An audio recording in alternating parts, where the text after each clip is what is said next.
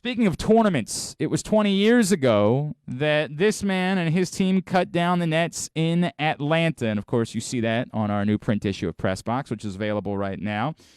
And coming this Sunday, the University of Maryland is going to celebrate that with an official 20th anniversary event as the Terps take on Ohio State. He'll be back. A bunch of players are going to be back. It is always a pleasure to welcome back the Hall of Fame former head coach, the University of Maryland. He's the great Gary Williams, and he's back with us now here on GCR. Coach, it's Glenn and Paul. It's great to chat with you. Thank you so much for taking a couple of minutes for us this morning. Thank you guys for having me on. Hard to believe it's 20 years, but here it is. You know, it's remarkable to believe that it's been 20 years at this point. Coach, I don't want to give anything away that people can find in the conversation we had for Press Box, but I was really moved by what you told us about your perspective of winning the title 20 years later. And I was wondering if you could revisit that with me and how it's changed and the appreciation that you have for it 20 years removed, that maybe even in the moment as you guys were celebrating that night in Atlanta, you didn't have the full perspective of. Yeah, it happened so quick. It's and so many things are going on at the same time right after that championship game was over. And then you get back to school and you celebrate that and everything. But then you're right back into any other season of getting ready. In other words, there's recruits to call, there's places to go to see recruits play, things like that. And so you get into that, and you think about it, and you hear about it from people about winning the championship. But as time goes by, and I when I stopped coaching, you really appreciate the fact that you were able to be part of that, because that doesn't happen even with talented teams. You see a lot of really good programs in Division I basketball that have never been to the Final Four. You see teams that you thought, like Gonzaga, say, a couple times in the last 5 years, they have to win the national championship. They're the best team. But, a guy has a bad shooting day, he sprains his ankle the day before in practice. So a lot of things can happen, and you need really tough people, guys that just, can play through not playing well and still win a game against a really good team. So you appreciate all those things over the years, I think, more when you have the opportunity to really get some time to think about it. I'm trying to remember this correctly, and you can correct me if I'm wrong, Coach, but I vaguely remember after the Kansas game in the Final Four, when they had chipped away at the lead, maybe you were joking in the press conference, but I feel like I remember you saying something like, I was prepared to come in here and talk about this the way that last year's Final Four game went. Did you have any of those feelings that went through your mind, like it just might not have everything went right, but it just might not happen for us, or something along those lines? Well, Hubie Brown told me one time that on the way to the game, think about what you're going to say to the media if you win or if you lose, so that you're not kind of caught off guard. And the way that game was with Kansas, they were a really good team. They had been number one in the country quite a few weeks before we played them in the NCAA tournament. Plus, we got down early. And so a lot of things go through your mind. But, to be able to beat a team that good and score 95 or whatever it was against them, I knew we had a good team because we were capable of winning a game like against North Carolina with our offense, and then against Indiana with our defense when we didn't have much offense going on that night. That's a great point. Coach, on Sunday, is there anybody, that you haven't seen for whatever reason in recent years, or you just haven't been able to stay up with, that you're most looking forward to seeing? I don't know what these relationships look like 20 years removed. I don't know how often you're in touch with everybody, but is there somebody that when you get there Sunday or this weekend, you're like, man, I am really in particular looking forward to seeing this person that I haven't seen in a while? Well, I've stayed in touch with most of the guys. The one person I haven't seen since he left Maryland is Ryan Randall. Wow. He was a backup Yep. power player on our team, and a really good player. I mean, our front line with Lonnie Baxter, Chris Wilcox, Tosh Holden, and Ryan Randall, you never got in foul trouble that year inside, because any of those guys could play at a very high level. And so Ryan's been in Texas. He's coming up with his wife. He's doing very well. He's in the trucking business down there, and it'll be great to see him. He's the guy that came up with the line after the championship game that we don't have any McDonald's All-Americans. We have Burger King All-Americans. And I stole that from him and used it quite a bit speaking that year after the tournament. So. It's tremendous. That is tremendous. Well, I look forward to that on Sunday. It's definitely going to be a special day. Gary Williams is with us here on GCR. Coach, I was thinking about, we were actually talking yesterday about your relationship with Juan, right? And I was wondering, as he's become a coach himself, how involved have you been? How much does he reach out to you? How much do you are you in tune with what they're doing? Do you try to leave it alone and let him be his own guy? What's that relationship been like specifically since he's become a coach? Well, we talk quite a bit. We text once in a while. And Juan had a great win last night. They beat Howard at Howard, which was, they had lost a couple. And to get that win last night was really big because I believe Howard just beat Morgan State recently. So for Juan, it was really a big win, and I was glad to see that. Juan is a very good coach. He's in a very tough situation in terms of who he has to schedule, things like that. And, it's hard to come up with a good record. And I coached in high school. I coached in college at different places. And you see coaches all the time that are really good coaches but are in situations where, no one could win a great number of games in a certain situation. And I think Juan is doing a great job at Coppin. I wish he'd get more coverage, to be honest, in the Baltimore area with what he's trying to do there. But Juan is, to me, he's accomplished more than any other basketball player in the history of the University of Maryland with what he accomplished. And, obviously the all-time leading scorer, but now he's in his early 40s. He's got a great family, and he's working hard as a head coach. We've talked to a few of his players. We just had Nenda Tark on a couple weeks ago, and it is remarkable to listen to them. These are guys that maybe don't necessarily know Juan the player, right, in any sort of way. They're just too young for that. But to hear the way they talk about him as a coach, it is kind of remarkable. Like it's a new life. It's a new everything that he's putting into this, and maybe not surprising that he attacks it with the passion that we know that he had as a player. Yeah, I think that's one of the keys to coaching is if you can get what made you really good into your current team, then they're going to play it at a very good level. And a lot of times there's a lot of coaches out there that know X's and O's. They're really good. They can diagram any play you want to set up or whatever. Mm-hmm. But unless you can get that through to your team, it doesn't matter how much basketball you know. One of my favorite stories about you and Juan Dixon is a story where you guys did not there was no filter, right? Like we know you were a passionate guy, but the way it was described to me once by Juan was like he could curse at me because I was allowed to curse at him right back. Was it like that with everybody, or did that relationship have to come along over the years that like you guys could be in each other's grills and yet it didn't affect the relationship whatsoever? I think I was lucky because back when I coached, you had 3-4-year players. Yeah. And you develop that relationship. I mean, that's, I look at the coaches, that have gone the one and done route like Krzyzewski, Calipari, guys like that. They don't get that relationship. They don't have that. They have great teams, obviously, because of the talent level they get, but they don't have that chance to build a relationship where there's a trust there. So if one guy gets mad at the other guy, that doesn't mean you don't care about each other. Yep. And I think that's what you develop over time. And that's the way it used to be. And, you sound like an old person talking like that. But to me, that would be a much more enjoyable coaching situation where you could walk into practice every day and be yourself, whether you're a player, whether you're a coach. Right. And you're not worried about some guy transferring because you yelled at him at practice or whatever, because he's going to be there. He's put the time in and, he's helped build the program to where you have a really good team. Was it difficult for you at all as a coach, like to allow players the freedom to go right back at you? I mean, there's so many people who, are in that type of position where power is so important, right? And how dare you undermine me? How dare you? Was it difficult for you to allow the same favors to players to say, look, man, you can yell at me, you can.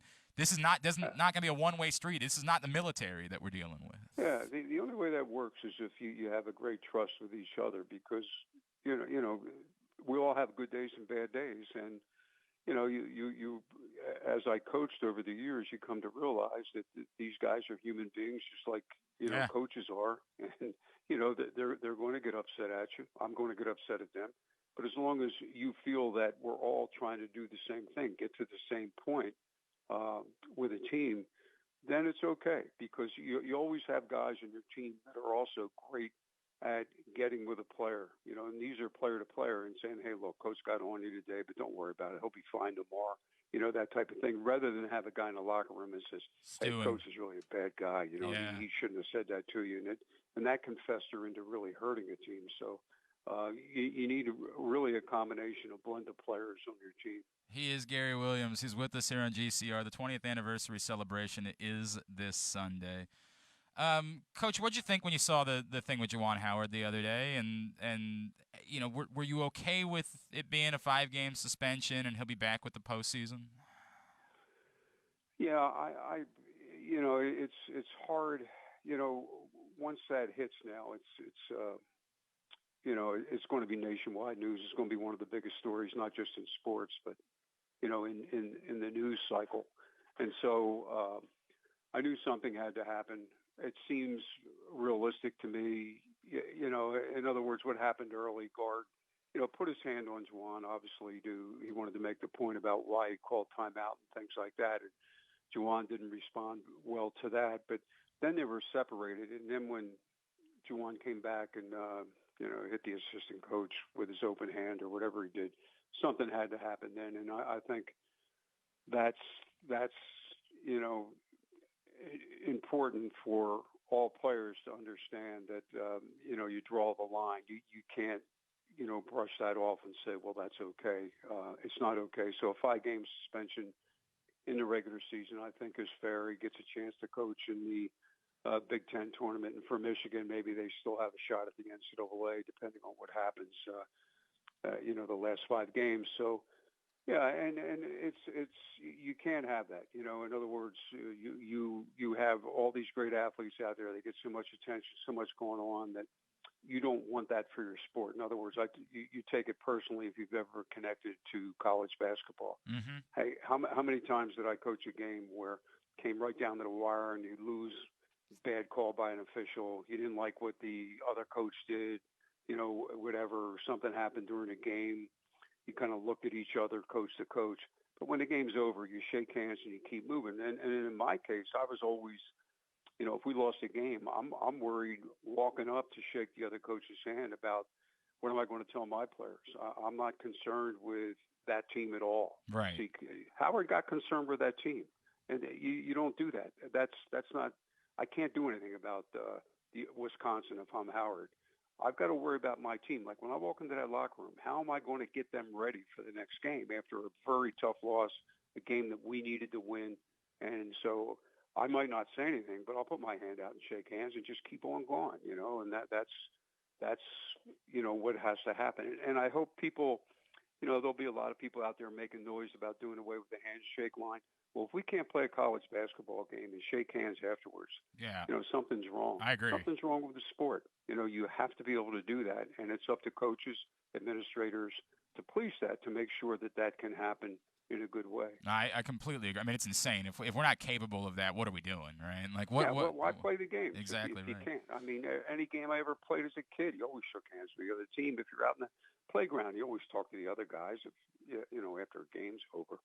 And getting your butt kicks happens sometimes. In the national title game year, you guys lost a couple of games by double-digit scores and went on to be one of the best teams in college basketball history. I mean, you get your butt kicked sometimes. It's just the nature of the way the sport works. I mean, not many people go undefeated, that's for sure. Right. It's extraordinary. Gonzaga came close, but they couldn't do it a year ago. That's exactly right. Like it's very difficult to do that. Coach, we had Bobby Cremins on yesterday. We were talking about this with him and reliving some of your guys' incredible matchups over the years. But he was talking about the Maryland search and said, boy, I really hope Gary's involved. I really hope that's the case. And I don't know what you can tell us because I know you have an official role there at the school, but have you wanted to be involved at all in this process? Is it something where, like, you wanted to give input, you wanted to be involved in the search? Like, what has been your desire as Maryland's now looking for a coach again? Well, I just, my only desire is that they hire a great coach. I mean, if you want to get it right down to the bottom line, you know, we're I don't know if everybody understands all the time, but like I went to Maryland. I played basketball there. Obviously, I coached there too. But I want what's great for Maryland basketball. In other words, we want to win another national championship. So how can we do that? Well, we have to hire a great coach. But you look at the program. Everything has to be first class. Everything, because the teams that win it have that. They have everything in place that seems to work toward winning a national championship. So my input is anything I can help with, in terms of knowing coaches, in terms of,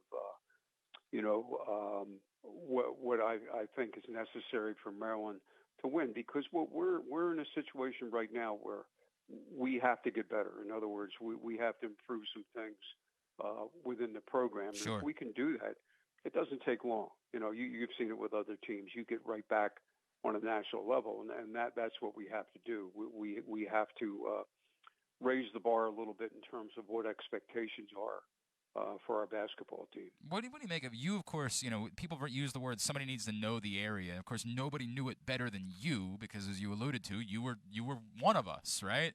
Um, how important is that for this job, for it to be somebody that knows the area, understands? Do we make too much of that when we talk about it? Dopes like me on the radio.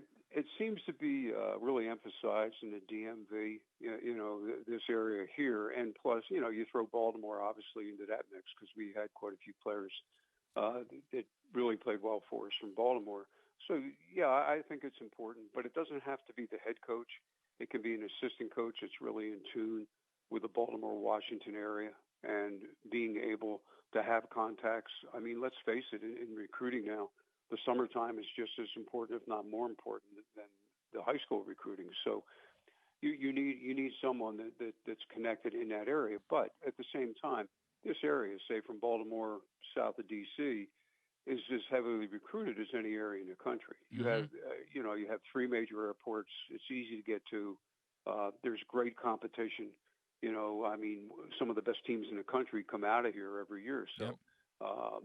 You're going to have competition here. You're not going to get every player, and I think people have to understand that it's okay to get a player from outside the area. But if you can get a player a year from this area, basketball recruiting, it's going to change obviously with the transfer portal. But it used to be if you get one player out of a 3-4 player recruiting class, you were in good shape. I mean, you were going to do well locally if you could do that. When you allude to the things, and I'll leave you with this, Coach, is it the facility? Is that the biggest one that, if the facility gets done in the next 5 years, do you believe at that point the program is back to a place where the standard should be, competing for championship?